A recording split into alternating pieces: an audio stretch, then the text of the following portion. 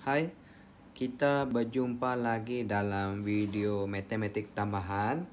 Ini soalan dari buku teks muka surat 32, soalan latihan pengukuhan, soalan nombor 12.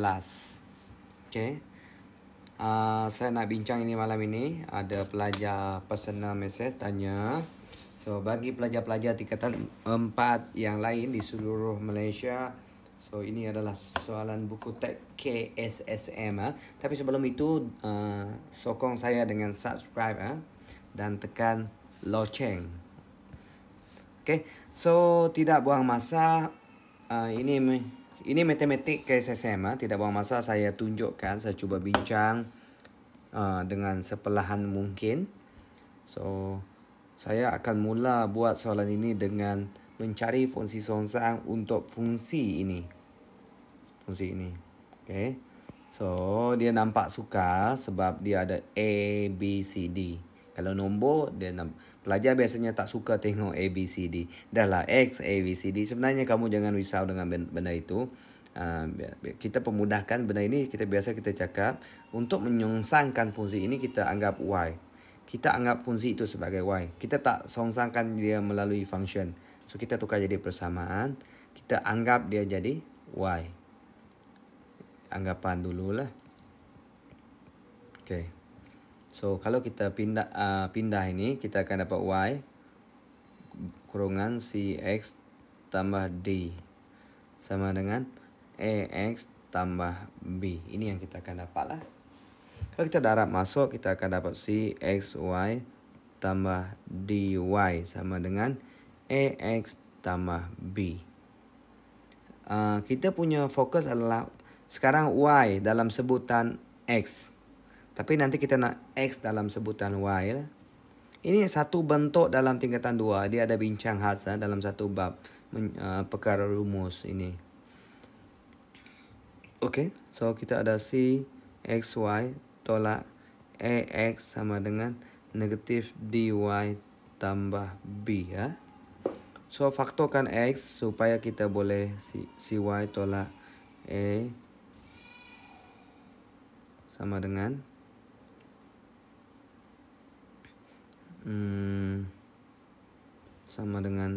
DY tambah B. Mana ada tolak betul lah. So, kita akan ada X sama dengan negatif DY tambah B per CY tolak A. So, kalau kita ada fungsi seperti itu tadi, kalau kita ada fungsi ini tadi, maka kalau fungsi songsang kita harus dalam bentuk ini. Negatif DY tambah B per CY tolak A. Ini dia fungsi yang kita harus dapat. Soalan ini senang saja.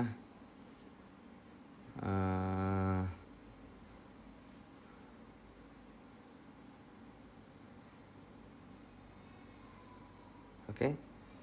So, kita diminta menggunakan rumus. Ini yang dia masukkan rumus. Ini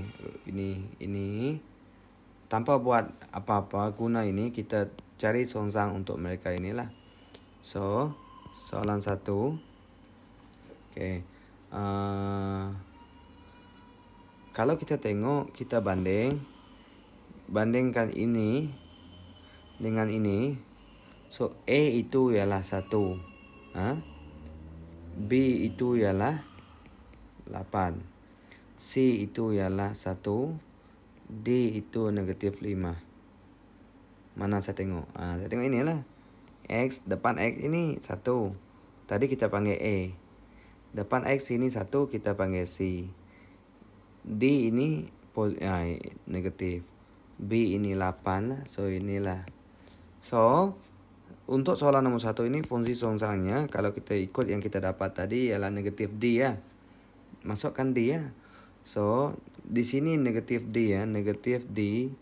D sendiri negatif 5. Dia kata Y. Ini kena tukar X lah. Tak boleh tulis dalam Y. So, minta maaf. X tambah B tambah 8 lah. B kita sekarang 8 lah. D 5. Kita ganti sini. Sebenarnya sekarang kita ganti D dengan negatif 5. B kita ganti dengan 8. C kita ganti dengan 1. A kita ganti dengan 1. So basically kita akan dapat X tolak 1. So jawapannya ialah 5X tambah 8 X tolak 1. Okay. Nombor 2. Okay, sahabat damai ini tadi. Kalau kita tengok nombor 2. 2 ini tempat A. So that's why kita boleh kata A sama dengan 2. Lepas itu, ini 1. C 1 lah. So, C sama dengan 1. Ini ialah negatif 3. B ya. So, B negatif 3. Dan D ialah 4. So, kita ganti sini lah. Ganti tempat tadi. So, dengan itu kita akan dapat fungsi sungsang Roman 2 kita harus dia D ya. So, negatif 4 negatif 4X tambah B. B kita negatif tolak 3 lah. Per C. C kita 1. So X tolak 2. Okay, ini jawapannya. Kalau nak letakkan syaratnya. Ini syaratnya adalah X tidak boleh sama dengan 1. Ini syaratnya X tidak boleh sama dengan 2. Syarat kewujudan function inilah. Kalau ini 1 tolak 1 sifar. So fungsi ini tak tertarif. Ini 2. Kalau ini 2 tolak 2 sifar. So itu sebab letak inilah. Ini adalah nilai di mana untuk fungsi ini X tidak boleh 2. Okay. Boleh untuk nombor-nombor lain tapi tak boleh 2. Tapi tak boleh 1. Ini tak boleh 5. Ini tak boleh negatif 4. Jika itu berlaku, jika X2 ini tak tertarif. Itu yang maksud dia. Okay. So soalan 12B saya bincang next video. Takut terlalu panjang lama nak upload. Okay, dengan itu boleh replay balik kalau tak faham. Okay, so tolong subscribe. Semoga maju jaya di suasana PDPR ini. Saya harap video saya dapat membantu. Sekian, terima kasih.